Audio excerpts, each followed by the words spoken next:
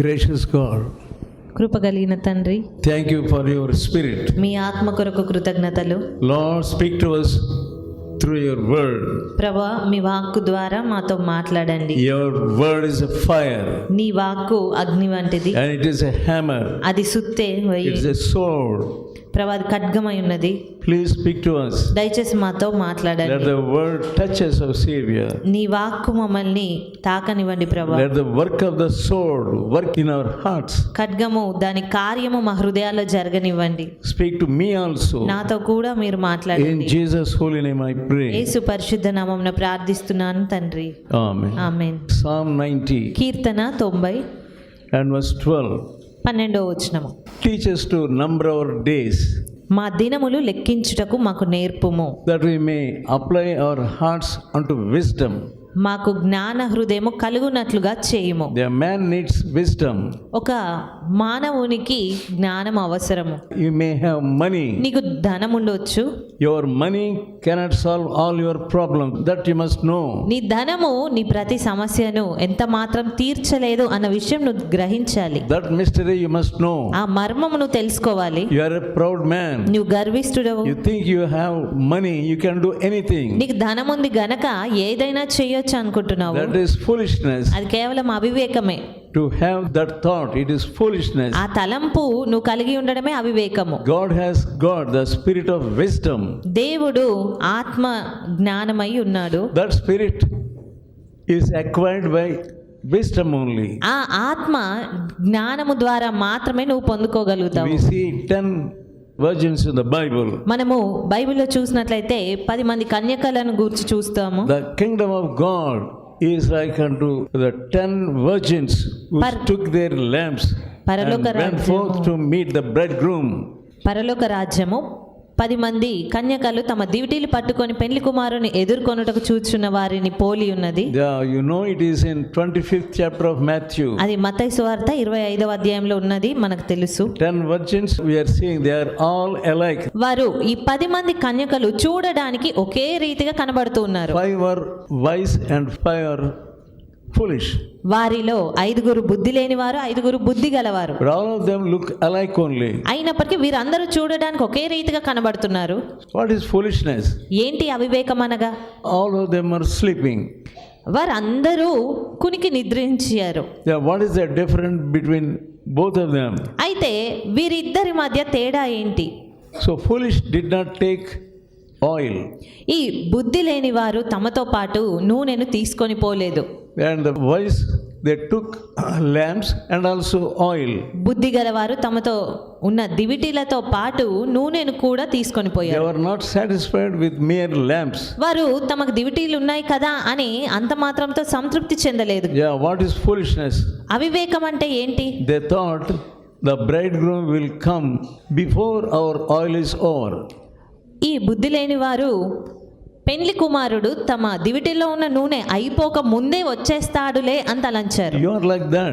నీవు అలాగే ఉన్నావు. You are a foolish man. నీవు అవివేకివి. You are a foolish woman. నీవు అవివేకిరాలువి. Yeah, because you don't have wisdom, you are slumbering, you are sleeping. నీవు జ్ఞానము లేదు గనక నీవు కునుకుతూ ఉన్నావు, నిద్రిస్తూ ఉన్నావు. These wise virgins, they have wisdom and they thought of, if the oil is over, where shall we go?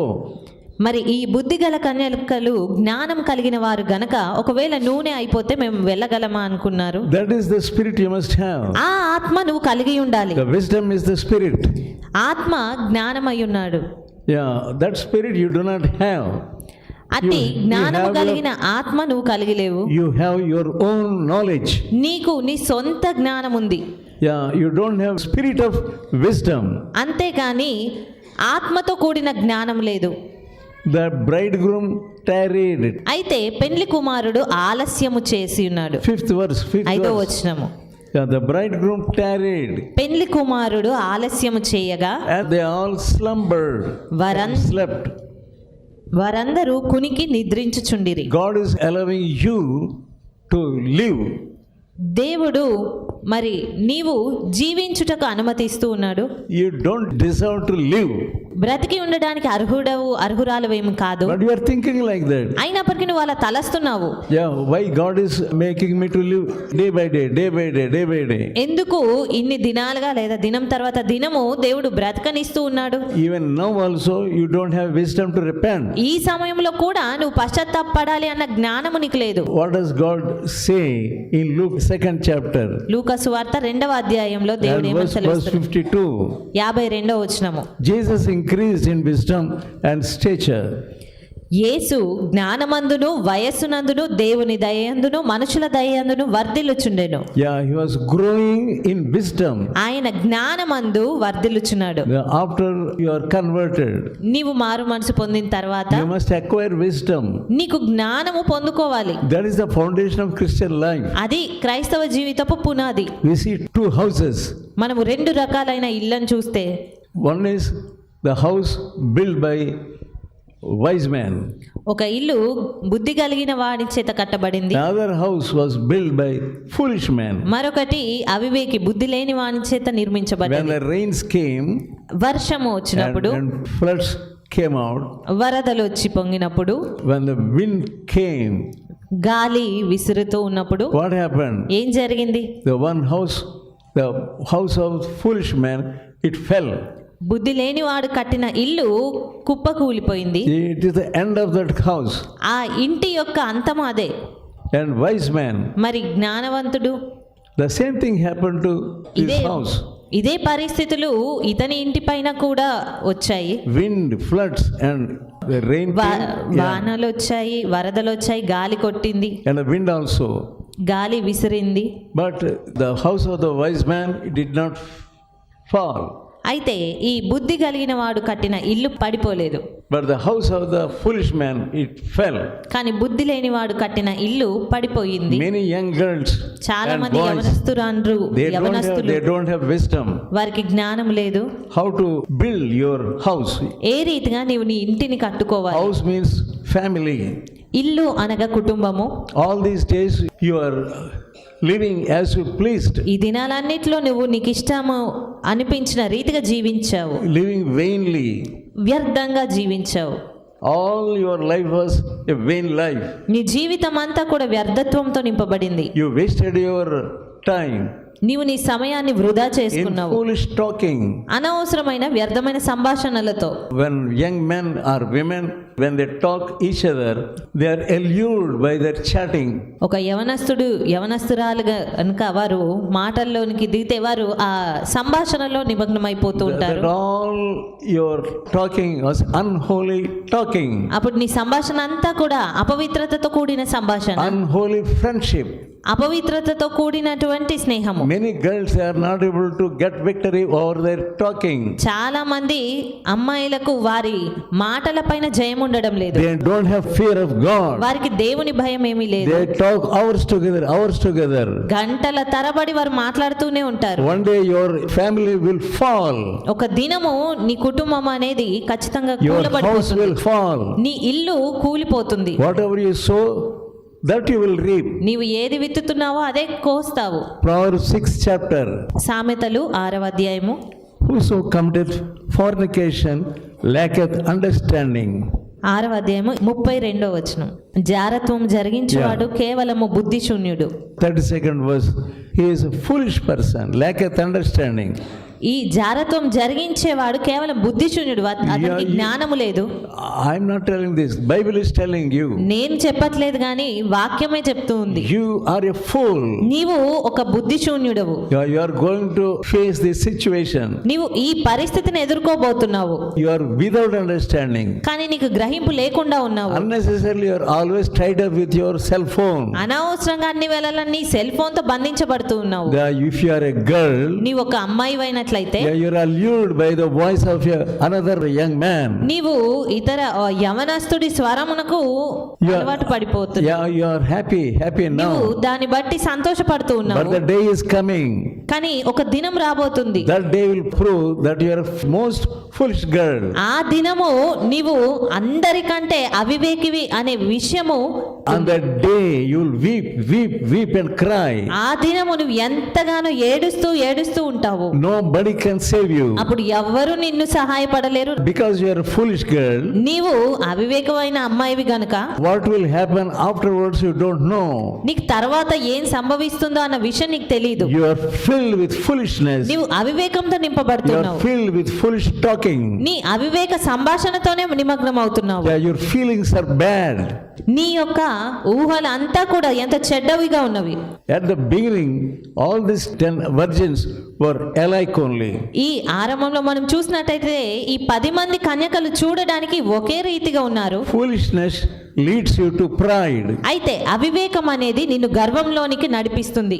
You think nothing will happen to me. నాకు ఏం జరగదు అని నువ్వు తలస్తున్నావు. That is foolishness. అదే అవివేకము. You have sowed a bad seed. నువ్వు Yeah. ఒక చెడ్డ విత్తనం విత్తావు. But what will come out? అయితే ఏమొస్తుంది? Wisdom means when you select the seed, you will be wise.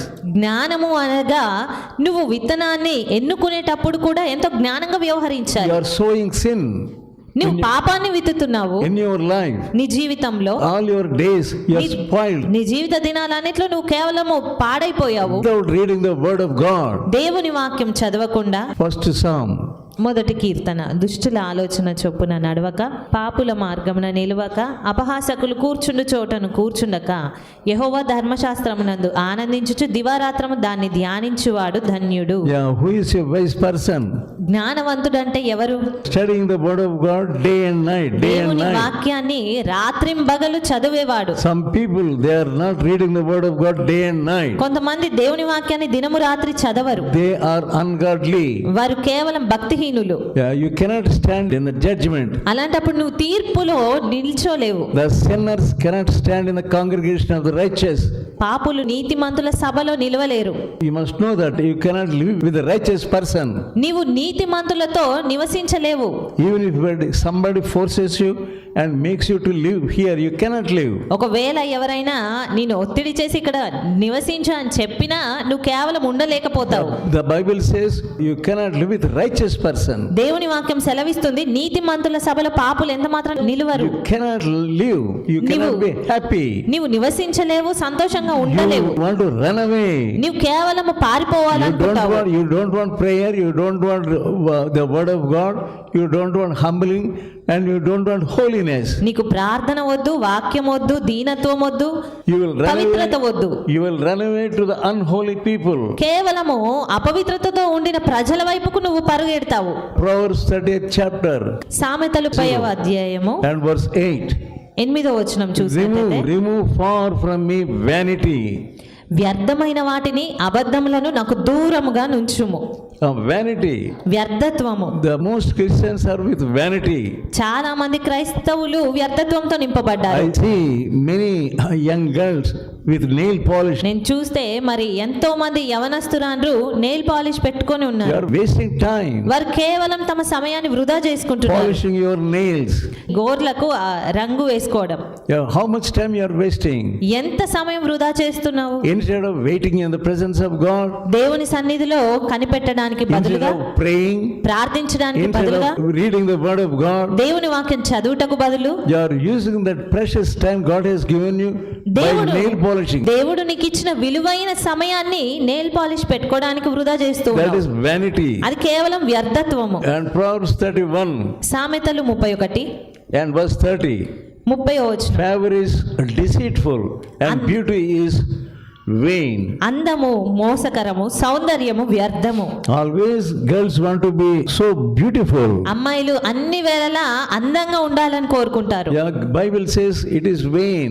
అయితే దేవుని వాక్యం సెలవిస్తుంది అది కేవలం వ్యర్థము, It is deceitful. అది మోసకరము. You are deceived by these vanities. ఈ వ్యర్థత్వము ద్వారా నువ్వు మోసగింపబడుతూ Now, ఉన్నావు. before the girls come up to the wedding platform, అమ్మాయిలు వివాహ వేదికకు రాకమునుపు they were sent to the beauty parlor. parlor. వారు బ్యూటీ పార్లర్ కి వెళ్ళబడతారు. They are Christians. వారు క్రైస్తవులే. Why you need beauty parlor? ఎందుకు నీకు బ్యూటీ పార్లర్ కావాలి? Why you want beauty? ఎందుకు నీకు అందం కావాలి? Inwardly you are ugly. అంతరంగంగా నీవు అసహ్యతతో ఉన్నావు. Because there is no holiness in you. ఎందుకంటే నీలో అసలు పవిత్రతయే లేదు. And what is the use? మరి దాంతో ప్రయోజనం ఏంటి? God is not happy with your heart. దేవుడు నీ హృదయాన్ని బట్టి సంతోషంగా లేడు. Bible says your heart is deceitful. నీ హృదయం మోసకరము. Yeah, what is the use of coming with a pond of mire to the wedding platform? మరి ఒక బురద గుంటను నీలో ఉంచుకొని వివాహ వేదికపైకి రావడంలో ప్రయోజనం ఏంటి? You will not have any happiness in your married life. అలాంటప్పుడు నీ వివాహ జీవితంలో నీకు ఏ సంతోషం ఉండదు. There will be sorrow in your wedded life. నీ యొక్క వివాహ జీవితములో నీకు దుఃఖం ఉంటుంది. Here the Bible says favor is deceitful. ఇక్కడ దేవుని వాక్యం సెలవిస్తుంది అందము మోసకరం. You always wanted to see beauty in the face of a girl. అన్ని వేళలా ఒక అమ్మాయిలో అందమును చూడాలనుకుంటావు. You are a foolish man. నీవు ఒక అవివేకివి. You do not know you are choosing foolish things. నీవు అవివేకమైన వాటిని కోరుకుంటున్నావు అన్న విషయం నీకు అర్థం కావట్లేదు. When others tell anything about you, ఇతరులు నీ గూర్చి ఏదైనా చెప్పినప్పుడు you are getting angry. నీకు కోపం వస్తుంది. Yeah, nobody can stop your anger. ఎవరు కూడా నీ కోపాన్ని ఆపలేరు. But what you sow, we will reap afterwards. అయితే నువ్వు ఏది విత్తుతున్నావో ఖచ్చితంగా తర్వాత అదే కోయవలసి Your వస్తుంది. joy is not dependent upon others' beauty. నీ సంతోషం అనేది ఇతరుల అందం పైన ఆధారపడకూడదు. No. It depends upon holiness. అది పవిత్రత పైన ఆధారపడి You ఉంటుంది. keep yourself holy, నీవు పవిత్రంగా కాపాడుకో. and all your wedded life will be joyful. అప్పుడు నీ Joyful. వైవాహిక జీవితం అంతా సంతోషంగా ఉంటుంది. Yeah, Philippians 2nd chapter ఫిలిప్పీలకు రాసిన పత్రిక 2వ అధ్యాయము and verse 12. 12వ వచనము. Some people, they are okay Christians before the servant of God. కొంతమంది క్రైస్తవులు దైవ సేవకుల ముందు పర్వాలేదు అనబడే క్రైస్తవులుగా ఉంటారు. Yeah, this girl is a trustworthy girl. ఈ అమ్మాయి నమ్మదగిన వ్యక్తి. Yeah, this boy is a worthy person. ఈ అబ్బాయి నమ్మదగిన వాడు. Yeah, outwardly you are putting up. ఆ రీతిగా బాహ్య రూపానికే నువ్వు ధరిస్తూ ఉన్నావు. You are disguising yourself with hypocrisy. నిన్ను నీవు వేషధారంతో నింపుకుంటున్నావు. Some people they say we are saved, కొంతమంది మేము రక్షించబడ్డాము అని చెప్తారు. and still they are thieving. అయినప్పటికీ వారు ఇంకా దొంగతనాలు చేస్తూ ఉంటారు. You did not get victory over your thieving. నీ యొక్క దొంగతనపు ఆ పరిస్థితి పైన జయము నువ్వు చూడట్లేదు. You must repent deeply. నీవు లోతుగా పశ్చాత్తాపడాలి. 12th verse you read. 12వ వచనము. 2nd chapter Philippians. ఫిలిప్పి 2:12. కాగా నా ప్రియులారా, మీరెల్లప్పుడూ విధేయులై ఉన్న ప్రకారము నా ఎదుట ఉన్నప్పుడు మాత్రమే గాక మరి ఎక్కువగా నేను మీతో లేని ఈ కాలమందును భయముతోనూ వణుకుతోనూ మీ సొంత రక్షణను కొనసాగించు. You have to work out your salvation even in my absence. నేను లేనప్పుడు కూడా మీ సొంత రక్షణను మీరు కొనసాగించుకోవాలి. When people criticize you, ప్రజలు నిన్ను వ్యతిరేకించినప్పుడు లేదా నిందించినప్పుడు yeah, you are not happy. నువ్వు వ్యతిరేకించడం నువ్వు సంతోషంగా ఉండట్లేదు. Criticizing you is a healthy point. నిన్ను వ్యతిరేకించడము అనేది ఆరోగ్యకరమైన విషయం. You are fretting. నీవు వ్యసన పడుతూ ఉన్నావు. If you are fretting, నువ్వు వ్యసన పడితే you have no health at all. నీకు ఆరోగ్యం అనేదే You ఉండదు. have no spiritual health. నీకు ఆత్మీయ ఆరోగ్యం ఉండదు. Somebody told against you like this. ఎవరో ఒకరు నీకు వ్యతిరేకంగా ఏదో చెప్తారు. Somebody scolded you. ఎవరో నిన్ను దూషించారు. Immediately you are getting angry. వెంటనే నీ కోపం వచ్చేస్తుంది. God sees your response. అయితే దేవుడు నీ ప్రతిస్పందనను చూస్తూ ఉన్నాడు. Why you are allowing that anger? ఎందుకు ఆ కోపాన్ని అనుమతిస్తున్నావు? In the word of God you see, fret not, fret దేవుని not. వాక్యములో నువ్వు చూసినట్లయితే వ్యసన పడకుము And అని don't get చెప్తుంది. angry. కోపపడవద్దు. Why your heart has become so weak? మరి ఎందుకు నీ హృదయం అంత బలహీన పడిపోయింది? Physically, if you are weak, you get some symptom like fever and cough and like that. భౌతికంగా ఒకవేళ నీవు బలహీన పడినట్లయితే ఏదో ఒక లక్షణాలు బయటకు వస్తాయి. జ్వరం రావడము, దగ్గు రావడం, లేకపోతే ఇంకేదైనా. Yeah, and you must know when you're responding like this, there is something wrong with your heart. అలాంటి లక్షణాలు చూసినప్పుడు ఏదో నీ హృదయంలో బాగలేదు అనే విషయం నువ్వు గ్రహించుకోవాలి. And David was praying like this. దావీదు ఈ రీతిగా ప్రార్థిస్తున్నాడు. search me, O God, నన్ను పరిశోధించుము and ప్రభువా. know my heart today. ఈ దినము నా హృదయాన్ని పరీక్షించి You తెలుసుకో. must always search your heart. నీవు అన్ని వేళలా నీ హృదయాన్ని పరీక్షించుకోవాలి. When you sit in the presence of God దేవుని సన్నిధిలో కూర్చున్నప్పుడు and really ask God to show your heart, నిజంగా నా హృదయాన్ని చూపించమని అడిగితే He will show you ఆయన నీకు చూపిస్తాడు how your heart is. నీ హృదయం ఎలాగుంది అని. When somebody is saying badly about you, you are getting anger. ఎవరైనా నీ గురించి చెడుగా మాట్లాడినప్పుడు నీ కోపం వస్తుంది. You are not talking to him. ఆ వ్యక్తితో ఇంకా నీవు మాట్లాడవు. You are not talking to her. నీవు ఆమెతో మాట్లాడవు. Why? ఎందుకు? Because of your heart condition. నీ హృదయ పరిస్థితిని బట్టి. When you get maths paper in exam, నీకు ఎగ్జామ్ లో మ్యాథ్స్ పేపర్ వచ్చినప్పుడు you are so alarmed and you don't know what to do. నీకు ఎంతో కంగారు అయిపోతుంది, ఏం చేయాలో తోచదు. All of the year you did not study well. ఆ సంవత్సరం అంతా నువ్వు సరిగ్గా చదవలేదు. Algebra means gudigabra. ఆల్జిబ్రా అనగానే గుండె గాబరా అయిపోతుంటుంది. Why you are not studying well? ఎందుకు నీవు సరిగ్గా చదవలేవు? You are not studying the word of God. నీవు దేవుని వాక్యాన్ని సరిగ్గా చదవట్లేదు. You are not studying the word of God day and దేవుని night. వాక్యాన్ని దినము రాత్రి చదవడం లేదు. If you study the word of God day and night, నువ్వు ప్రతి దినము రాత్రి వాక్యం చదివితే, happily if you study, సంతోషంగా చదివితే, you will be like a tree planted in the side of the river. ఒక నీటి కాలువన నాటబడిన మొక్క వలె నువ్వు ఉంటావు. You will give good fruit. అలాంటి చెట్టుగా ఉండి మంచి ఫలాలను నువ్వు You ఫలించగలుగుతావు. will get good results. నీకు మంచి ఫలితాలు వస్తాయి. You don't have any good results. కానీ నీకు మంచి ఫలితాలు రావట్లేదు. Talking and all vain words. నీవు అన్ని వేళలా మాట్లాడుతూ వ్యర్థ సంభాషణతో నింపబడుతున్నావు. You are losing your strength. నీ బలమును కోల్పోతున్నావు. Always I tell young people, అన్ని వేళలా యవనస్తులతో నేను చెప్తూ ఉంటాను, don't talk too much. ఎక్కువగా మాట్లాడవద్దు. If you talk too much, there will be some mistake, some sin in that talk. ఒకవేళ ఎక్కువగా మాట్లాడితే ఏదో ఒక తప్పిదం అనేది ఆ మాటల్లో ఉంటుంది. Now you must look at Jesus. ఈ సమయంలో నువ్వు యేసు వైపు చూడాలి. Look at cross. సిలువ వైపు చూడాలి. When he was on the cross, ఆయన సిలువలో ఉన్నప్పుడు his words were like diamonds. ఆయన మాటలు అనేవి వజ్రాల He వంటిగా did ఉన్నాయి. not try to say he was not a bad person. ఆయన నేను మంచి వ్యక్తినే, అంత చెడ్డవాడని కాదు అని చెప్పడానికి ఏమి ప్రయత్నించలేదు. He did not try at all. ఆయన దాని కొరకు ఎంత మాత్రం ప్రయత్నించలేదు. He kept his mouth shut. తన నోటిని మూసుకొని ఉంచాడు. But you are opening your mouth కానీ నీవు నీ నోటిని తెరుస్తూ ఉన్నావు. because of your heart condition. నీ హృదయ పరిస్థితిని బట్టి You want to justify yourself. నిన్ను నీవు నీతిమంతుడిగా What అగుపరుచుకోవాలనుకుంటున్నావు. happened to that those 5 foolish women? మరి ఆ 5 బుద్ధి లేని కన్యకల విషయం ఏమైంది? By the time they went to buy the oil, వారు నూనె కొనుటకు వెళ్ళినంతలో, by that time they went and came back. వారు వెళ్ళి వచ్చేటువంటి సమయంలో The door was shut, ఆ తలుపు మూయబడిపోయింది. and from inside they were hearing, ఆ లోపల నుంచి వచ్చే స్వరాలను వీళ్ళు వింటూ ఉన్నారు బయట. I know you not. ఏమని అంటే, నేను మిమ్మల్ని ఎన్నడూ ఎరగను. They were not wise virgins like the other group. మరి ఇతర 5 ఉన్నటువంటి బుద్ధి కలిగిన వారి వల్ల వీరు లేరు. They were crying. వారు ఏడుస్తూ ఉన్నారు, All these అరుస్తూ days ఉన్నారు. they followed these wise virgins, ఈ సంవత్సరాలన్నిట మరి వారు వీరిని చూస్తూ ఉన్నారు. but they are not changing their life. అయినప్పటికీ వీరి జీవితాలు మాత్రం మార్చుకోలేదు. They were carrying with another hand the extra oil, వీరు మరో చేతితో ఎక్స్ట్రా నూనెను తీసుకొని పోయారు. but you are not wise enough to acquire oil.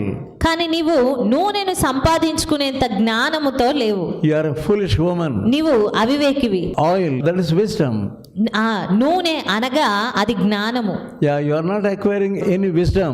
కానీ నీవు ఏ జ్ఞానమును సంపాదించుకోలేకపోతున్నావు. Even after looking at them, we don't have this extra oil. అరే మాకు ఇలాంటి మరి ఎక్కువ నూనె లేదు కదా. You are not properly converted. నీవు సరైన రీతిగా మార్పు నొందలేదు. You are looking at another person who is properly converted. కానీ సరిగ్గా మారు మనసు పొందిన వ్యక్తి వైపు నువ్వు చూస్తూ ఉన్నావు. Even after looking at him, you are not getting any lesson. ఆ రీతిగా చూసినప్పటికీ ఏ పాఠం మాత్రం నువ్వు నేర్చుకోని పరిస్థితిలోనే ఉన్నావు. Now God is putting before us the cross. ఈ సమయంలో దేవుడు మన ఎదుట సిలువను ఉంచుతున్నారు. Isaiah 42 chapter. యెషయా 42వ అధ్యాయము and verse 1. మొదటి వచనం. Behold, my servant whom I uphold, my elect, in whom I have put my spirit upon him. ఇదిగో నేను ఆదుకొను నా సేవకుడు, నేను ఏర్పరచుకొనిన వాడు, నా ప్రాణమునకు ప్రియుడు, అతని యందు నా ఆత్మను ఉంచి ఉన్నాను.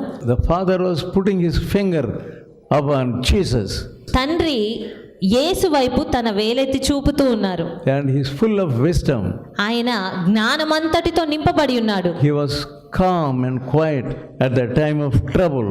ఆయన శ్రమలు పొందుతున్నటువంటి సమయంలో కేవలం మౌనంగా భరిస్తూ ఉన్నాడు. When somebody is troubling you, మరి ఎవరైనా నిన్ను ఇబ్బంది పెడుతున్నప్పుడు you are not keeping quiet. నీవు మౌనంగా ఉండలేకపోతున్నావు. You are responding to them wickedly. నీవు వారితో ఎంతో దుష్టత్వంతో వ్యవహరిస్తూ ఉన్నావు. Jesus, how he is on the cross. అయితే యేసుక్రీస్తు సిలువలో ఏ రీతిగా ఉన్నారు? What was he saying? ఆయన ఏమని చెప్తూ ఉన్నారు? Father, forgive them, తండ్రి వీరిని క్షమించు, for they do not know what they are doing. వారు ఏం చేస్తున్నారో వారికి తెలియదు. Are you able to tell like that? నీవు అలాగా చెప్పగలుగుతున్నావా? For all the people in the world, for the forgivenesses of the sins.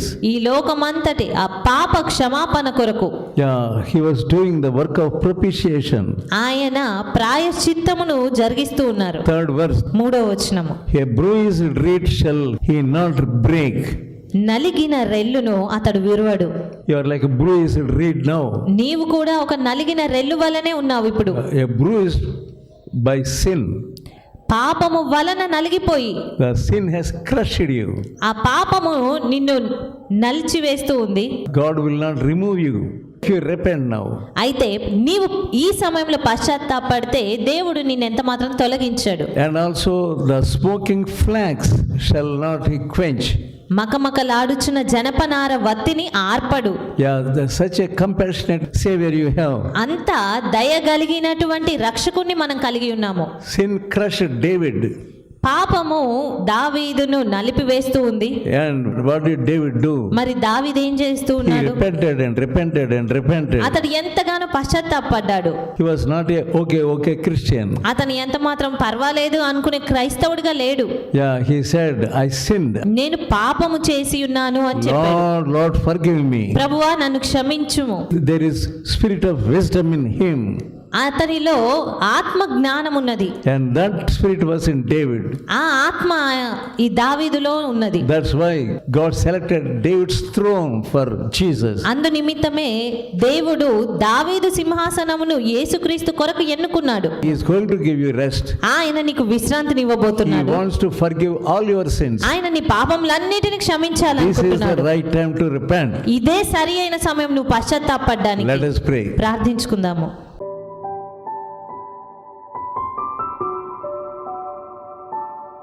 Gracious God, కృపగలిగిన తండ్రి, have mercy upon these dear people. ఈ నీ ప్రియుల ఎడల దయ చూపించండి. Help them to repent deeply. వీరు లోతుగా పశ్చాత్తాపడడానికి సహాయం చేయండి. Help them to confess their sins వారి పాపములు ఒప్పుకోవడానికి సహాయం and చేయండి. get wisdom from you. వారికి నీ నుండి జ్ఞానమును Take అనుగ్రహించండి. away hard-heartedness from them. వారిలో నుండి కఠిన హృదయాన్ని తీసివేయండి. Let your spirit touch them. నీ ఆత్మ వారిని తాకనివ్వండి. Make them different people. వారిని నూతనమైన వ్యక్తులుగా చేయండి. Open their understanding. వారి గ్రహింపు తెరవండి. In Jesus' holy name I pray. యేసు పరిశుద్ధ నామమున ప్రార్థిస్తున్నాను తండ్రి. Amen. Now may the grace of the Lord Jesus Christ and the power of the Father and the fellowship of the Holy Spirit may rest upon you. Amen.